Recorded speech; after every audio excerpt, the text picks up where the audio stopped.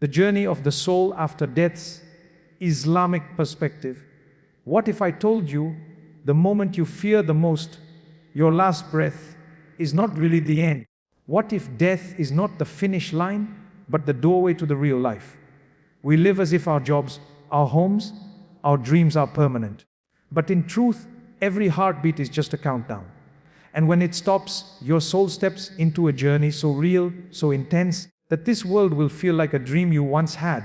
And suddenly, the room changes. The angel of death appears.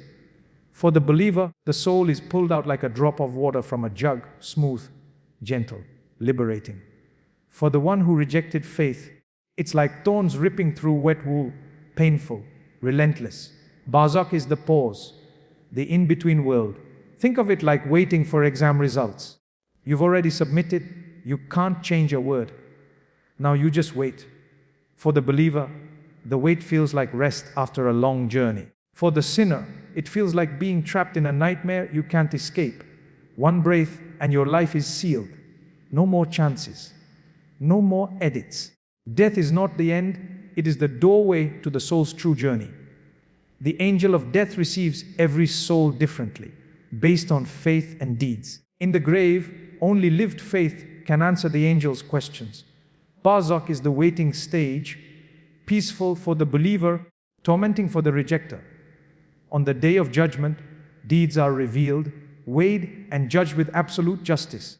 The final destination is either eternal paradise or eternal loss, shaped entirely by how we live today. Have you ever wondered what the very last moment of your life will feel like? That one instant where the curtain of this world falls and another reality opens, a reality you cannot escape. We spend our lives preparing for interviews, for exams, for weddings, for retirement, but we rarely prepare for the one event guaranteed to come, the moment when the angel of death enters the room. Imagine the scene. A person lies on their bed, breathing heavily, surrounded by family. Doctors might be trying to stabilize the body, nurses might be moving swiftly, but suddenly their efforts no longer matter. A presence enters, unseen by human eyes, yet so powerful that the soul immediately senses it. The angel of death has arrived, and in that moment, time itself feels like it bends. For the family, minutes may pass slowly as they pray, whisper, cry.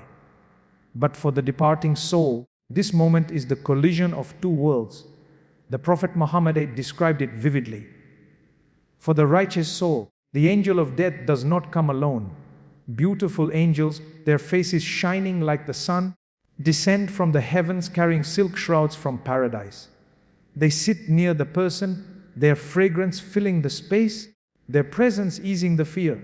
The angel of death approaches gently and says, "O tranquil soul, come out to the forgiveness of Allah and His pleasure." And the soul slips away like a drop of water flowing from a jug, smooth, effortless, without resistance. There is no pain, no struggle, only relief, as if a heavy burden is finally lifted from the chest. In that instant, all the struggles, the prayers, the patience, the sacrifices, the tears shed in secret, they are rewarded with the gentlest departure, a transition into a peace the living cannot see. But for the soul that denied, the one that lived arrogantly, heedless of its creator, the moment is entirely different. The Prophet said that when the angel of death comes for the rebellious soul, he is accompanied by angels of darkness. Their faces are stern, terrifying, their smell unbearable, their presence suffocating. They carry coarse fabric from hellfire. The angel of death approaches and declares, "O wicked soul, come out to the anger of Allah and His wrath." And the soul resists. It clings to the body, unwilling to leave, terrified of what awaits. Pulling it out is like ripping thorns through wet wool, tearing, dragging, painful, relentless. And the person may scream, not with the mouth, but with the soul itself as it is yanked from the body. Think about that. The same event, death, but two completely different experiences. One is gentle release, the other is unbearable struggle. And it all depends on how the person lived. Have you ever seen someone pass away peacefully? Their face calm, almost smiling, as if they've seen something beautiful. And then others, their features tight, fearful, restless, even though they cannot speak. These are not accidents. They are signs of what the soul is experiencing in that hidden realm we cannot perceive with our eyes. Imagine this. A person has just been buried. The people who love them most have walked away.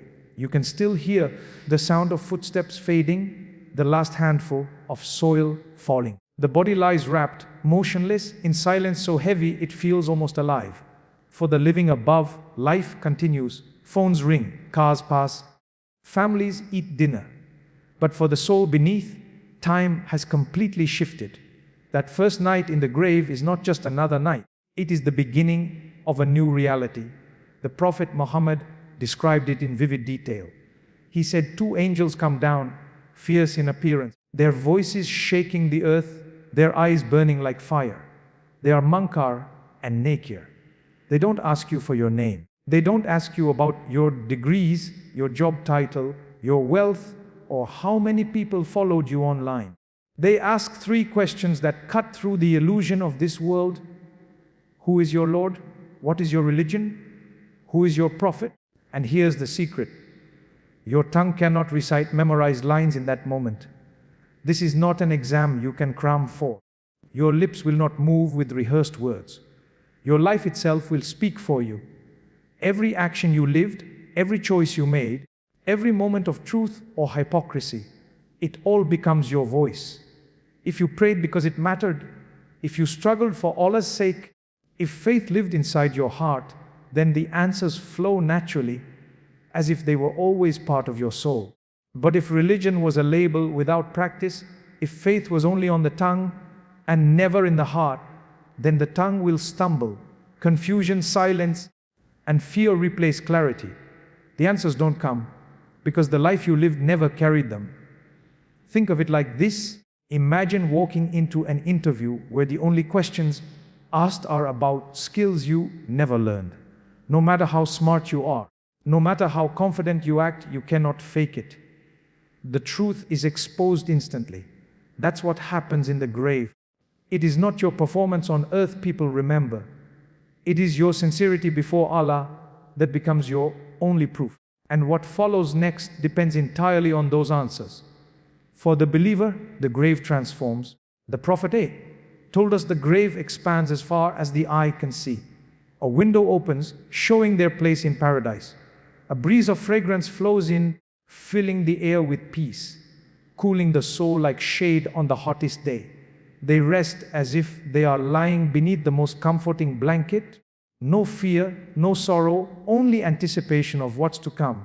The angels say to them, sleep like the sleep of a bride on her wedding night, until the day you are resurrected. But for the one who denied, who rejected, who lived without preparation, the opposite unfolds.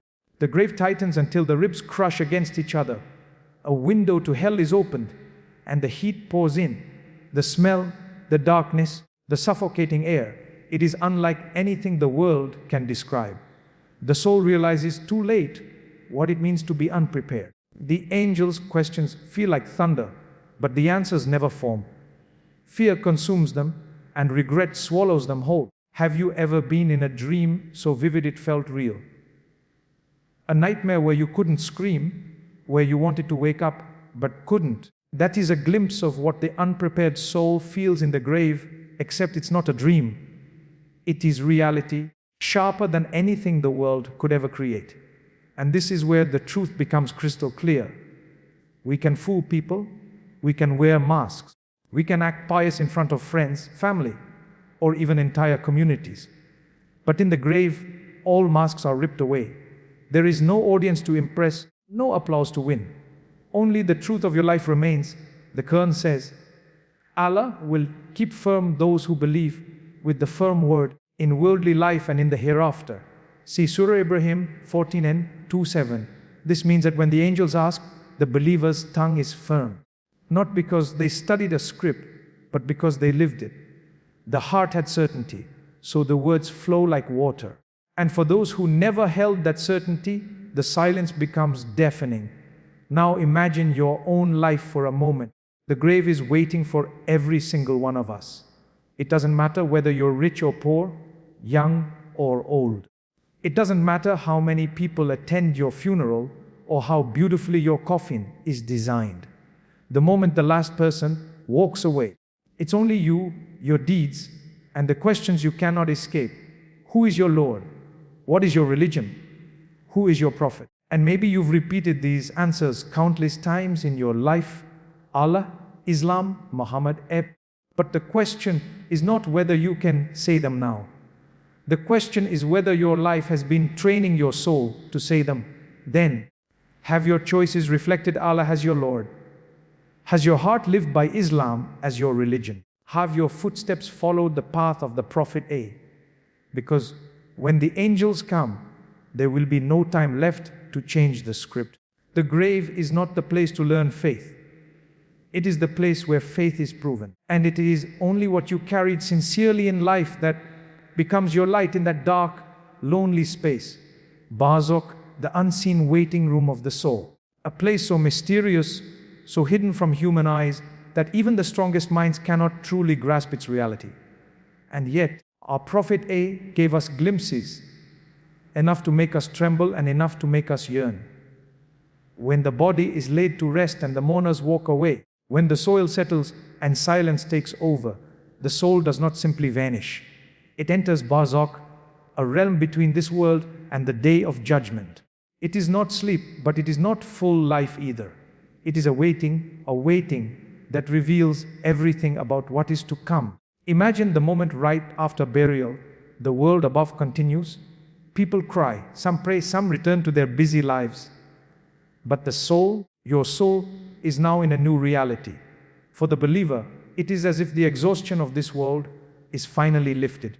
The Prophet A described how the grave for the righteous expands, how a window toward paradise opens, and a breeze sweeter than anything on earth flows through. Have you ever lain down after an exhausting day, finally resting in your bed, feeling peace wrap around you like a blanket? Multiply that by eternity. That is the believer's first taste of Barzakh. Angels bring glad tidings, and the soul rests in a place of comfort, anticipating the reunion with its Creator. But for the one who denied, for the one who lived careless of Allah, Barzakh is no rest. It is the opposite. The grave tightens until ribs are pressed together. A window opens toward hellfire, and a stench unbearable fills the space. The Prophet A described it as a glimpse of what is waiting ahead. Think of it like failing an exam you cannot retake, and the result is permanent. Imagine knowing what awaits you, but being unable to change it. That is Barzakh for the disbeliever or the arrogant sinner. A place of regret, of fear, of endless anticipation of worse things to come. The Qur'an itself refers to Barzakh when Allah says, and behind them is a barrier, Barzakh, until the day they are resurrected. So Surah Al-Mu'minun 23:300. That barrier is this hidden world, where time is not like our time. For us, 1,000 years may pass, but for the soul, Barzakh is one long moment of either comfort or punishment. Some scholars described it as the dream of the soul. But unlike our dreams, this one is more vivid, more real than the life we know now. To make it relatable, think of how you feel the night before a huge event. You're waiting for an exam result, a medical test, or even the outcome of a job interview. Hours feel like days. Your heart beats faster. You cannot escape the thought of what tomorrow might bring. Now stretch that feeling across centuries. Stretch it across the time between your death and the day of resurrection. If you lived with faith, your waiting is filled with reassurance. If you turned away, your waiting is filled with dread.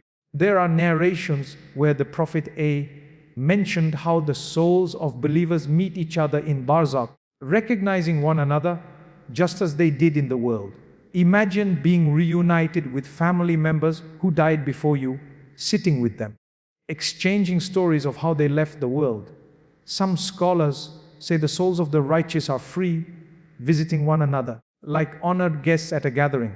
Others say some are kept closer, waiting in peace, but not roaming freely. For martyrs, the Prophet A told us their souls are placed inside green birds that roam beneath the throne of Allah, eating from the fruits of paradise until the day of resurrection. That is Barzakh for them, not fear, not waiting in darkness, but freedom and joy until the promise of paradise is fulfilled.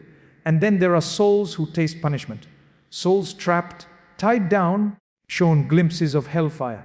Their Barzakh is like a prison, heavy and suffocating. One narration mentions how the grave can become so constricted that it feels like the bones of the body are being crushed together.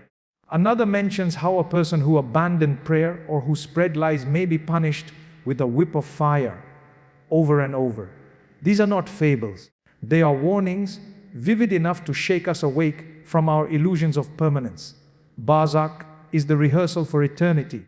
It shows the soul a preview of what awaits. If paradise is your destination, your grave becomes a garden from the gardens of paradise. If hell is your destination, your grave becomes a pit from the pits of hell. Think about that. The ground you are buried in, cold, dark, silent, transforms based on what you carried in your heart and what you sent forward with your hands.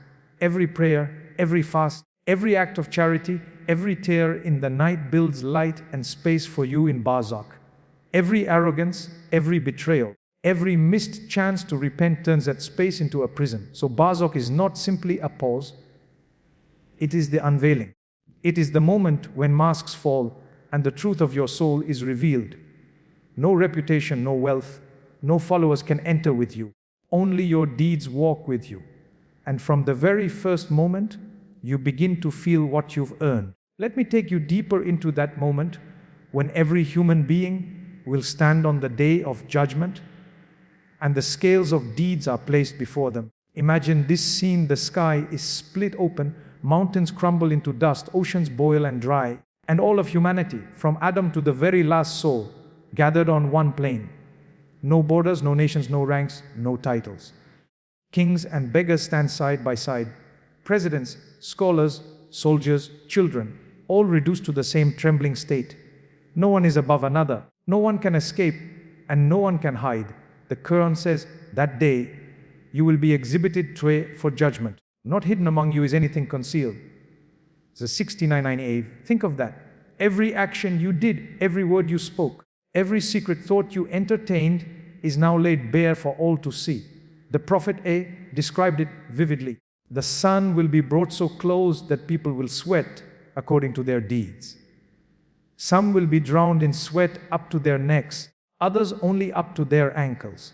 And while humanity trembles, waiting for the judgment to begin, angels approach with scrolls and records containing everything you ever did.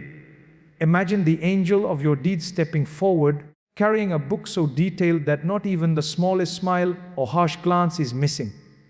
You reach out for it, hoping, praying that it lands in your right hand, because if it does, you know relief is yours.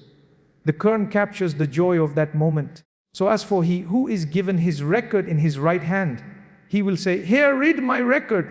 Indeed, I was certain that I would be meeting my account." Zay 69 to 1 year. Can you feel the thrill of that? To hold your book like a student who knows he passed, to read it with pride, to shout for joy, to feel the weight of fear dissolve instantly. But there is another side. There are those whose records are placed in their left hands, or worse, behind their backs. They hide ashamed, hoping no one will see. But the shame cannot be hidden. The Quran tells us, "But as for he who is given his record in his left hand, he will say, 'Oh, I wish I had not been given my record, and had not known what is my account. My wealth has not availed me. My authority has gone from me.'" It's a 69:25-29 rate. Imagine the crushing regret. All the things they clung to in this life, money, power, status, suddenly worthless. They would trade the whole world just to change one page. But the book is sealed, the ink dry, the verdict final. Think about how ordinary moments will appear extraordinary that day. That time you help someone quietly, never expecting thanks, it shines like a jewel on your scale. That small prayer you forced yourself to make at dawn when sleep pressed down, it might be the feather that tips the balance in your favor. The Prophet A once said, "A man will be brought on the day of judgment, and 99 scrolls of his sins will be spread before him. each scroll as far as the eye can see. And it will be said to him, do you deny any of this? Did my scribes wrong you? He will say, no, my Lord. Then it will be said, do you have any excuse? He will say, no, my Lord. Then it will be said, indeed you have one good deed, and there will be no injustice today. A card will be brought forth on which is written, La ilaha illa Allah. It will be placed on the scale, and the scrolls will be placed on the other side. The scrolls will be light, and the card will be heavy. Can you picture that? 99 scrolls of sins, but a single phrase of sincere faith outweighs them all. That is the mercy of Allah, the one who multiplies the good and reduces the bad. On that day, nothing will matter except the weight of your deeds. The Prophet said, 2 words are light on the tongue, heavy on the scale, and beloved to the most merciful, Subhanallahi wa bihamdihi, Subhanallahil azim. Think about how easily those words slip from the tongue. Seconds in this life, yet mountains on that day. While today we chase after applause, likes, and promotions, none of that will carry weight on the divine scale. What weighs heavy are things we often overlook: patience when insulted, charity given in secret, a smile offered sincerely, forgiveness when angered. The day of judgment is not just an exam, it is exposure. It is the unveiling of who you truly were. Your deeds will either protect you like loyal friends or abandon you like strangers who never knew you. And the terrifying reality is, no one can carry your burden. Not your parents, not your spouse, not your children. The Quran says, and no bearer of burdens will bear the burden of another. Verse 164. Each soul will stand alone with nothing but the truth it lived by. So when you think of that day, imagine the trembling hands reaching for their record. Imagine the gasps of joy as some raise it high, shouting for everyone to read. And imagine the cries of despair as others hide their faces in shame, wishing they could return, but knowing they never will. Imagine for a moment that life is a marketplace. People rush in, they buy, they sell, they bargain, they get distracted. Some focus only on the glitter, on what looks beautiful in the moment, while others quietly collect what is lasting, what will still have value when the market closes. And then, suddenly, the market does close, the doors shut, the lights dim, and every single person must step out and face what they earned. That is how our Prophet described this world. He said, this world is a marketplace. Some profit, others incur loss. And when we talk about the soul's final destination, paradise or hell, it is exactly this. Eternity is nothing more than the reflection of what you chose to earn when the marketplace was still open. Now imagine standing at the gates of paradise. Rivers of milk and honey flow, fruits hang low, and the air carries a fragrance you have never smelled before. Angels greet you from every direction, saying, Salman Tuo Alaikum Bim Abartam. Peace be upon you for the patience you showed. Can you picture the relief? Every tear you shed in prayer, every temptation you resisted, every insult you swallowed without reply, it all turns into a crown of honor, a garden without end, a smile that never fades. One of the companions asked the Prophet, will we laugh in paradise? And he replied, yes, and you will never stop laughing. A joy so real, so constant, that the very idea of sorrow disappears. But on the other side, there is a destination too, and it is not one that can be softened by ignoring it. Imagine the soul arriving at hell's gate, greeted not with light but with fire, not with angels of mercy, but with angels of wrath. Their voices are stern, their faces terrifying. The Quran says, Kalam arad and yakruj menye u du faiga. Every time they try to escape, they are returned back into it. Think about that feeling of being trapped in a nightmare where you want to wake up, but you can't. Multiply that by eternity. That is the regret that weighs on the soul when it realizes it traded permanent joy for temporary pleasure, eternal safety for a fleeting desire. And here is the reality we often forget. Paradise and hell are not random. They are not lotteries. They are not assigned without reason. They are the mirror of what we prepared with our own hands. The Quran says, Wa inam tuzona my kantam tad malin. You are only recompensed for what you used to do. Every word spoken, every coin spent, every glance, every intention, nothing is wasted. Even the smallest good deed tips the scale. The Prophet told us of a man who gave water to a thirsty dog, and Allah forgave him. And another woman who starved a cat, and Allah condemned her. Do you see? The eternal home is carved out of our choices here. Think about your daily routine. Waking up, rushing to work, scrolling through your phone, laughing with friends. Now imagine each of those moments as seeds. Some seeds are of prayer, of patience, of charity. Others are seeds of neglect, of arrogance, of sin. On the day of judgment, the earth itself will give back what you planted. If your seeds were good, the harvest is paradise. If they were poisoned, the harvest is hell. Nothing grows from nothing, and nothing planted will be ignored. Now consider this. You and I both have regrets, missed prayers, harsh words, moments we knew better but still fell. And yet Allah is so merciful that He allows us to rewrite our story before death.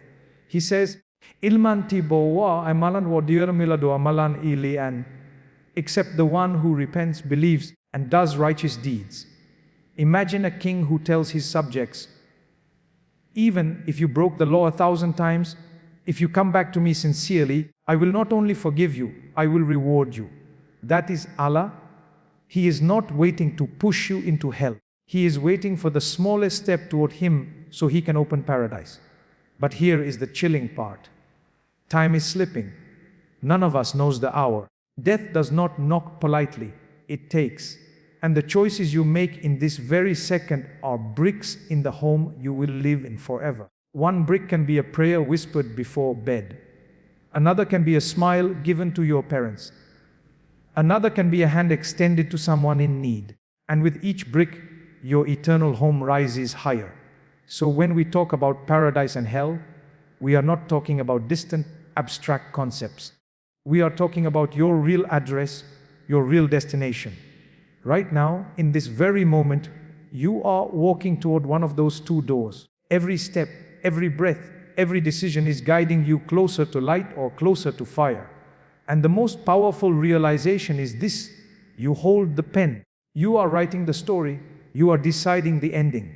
And perhaps the most beautiful promise of all is what Allah says in the Qur'an. Walad no amant wa o amalai tijantan tajer mintat til and her. For those who believe and do righteous deeds are gardens beneath which rivers flow. Gardens, rivers, peace, safety forever. All of it waiting if we just choose it now. And so, my brothers, my sisters, the truth is simple, but it is not soft. Every second that passes is a step closer to the final door. Every heartbeat is either building your paradise or fueling your regret. Every choice is shaping the eternal home your soul will never leave. Do not wait, do not delay, do not assume tomorrow will come, because tomorrow is not promised. Only this moment is in your hands. Only this breath is yours to use. Pray as if it's your last prayer. Forgive as if you'll never get another chance. Give as if your hand will soon be empty. Live as if you can already see the angels waiting at your side. Again and again, remember it, your story does not end with death. Your story begins with death. Your real life starts when this one closes. And when that door opens, you will either rise in light or you will fall in fire. So choose now. Choose wisely. Choose with urgency. Because eternity is not far. Eternity is not later. Eternity is one breath away.